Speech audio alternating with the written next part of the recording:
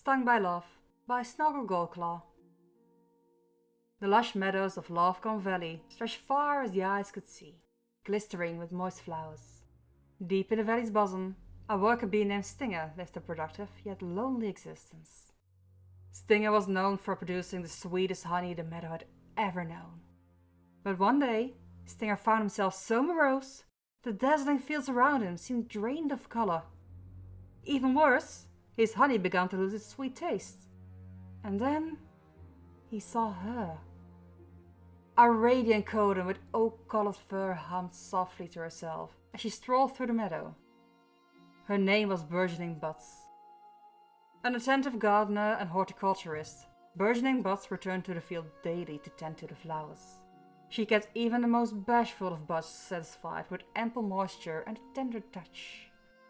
Petals a-quiver, they seemed to blossom at the mere sight of her. "How will I ever get her to notice me?" lamented Stinger, as he admired her from the concealment of a nearby tree branch. "I'm no flower. I have no pretty petals or a pleasant fragrance. And goodness, if I get too close, I might prick her with my stinger out of nerves." Just then, Stinger sprang from his hiding place and buzzed off to work. He had been stung by an idea. For several days and nights, Stinger got to work pollinating every flower in sight. "If I can't win her attention with beauty, I'll do so with sweetness."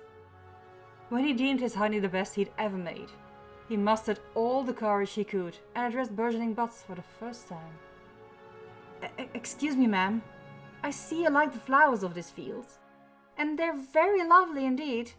But have you ever tried this meadow's famous honey? It's known worldwide, and I'm something of an expert in the craft." "Oh my! Oh me! I'd heard word of this legendary honey. I'd be pleased as a spring breeze if you'd be so kind to share some with me, dear bee." And with that, she tasted the sweet nectar, blissfully licking it from her lips. "I've tasted my fair share of honey, from lands both near and far. But I've never savored something so pristine as this nectar you've made for me, dearie bee." They stayed side by side long into the night, talking, laughing, and drinking in the sweetness of each other's company. And as the birds and the bees of the meadows tucked themselves to sleep, one very lucky coden found herself stung by love.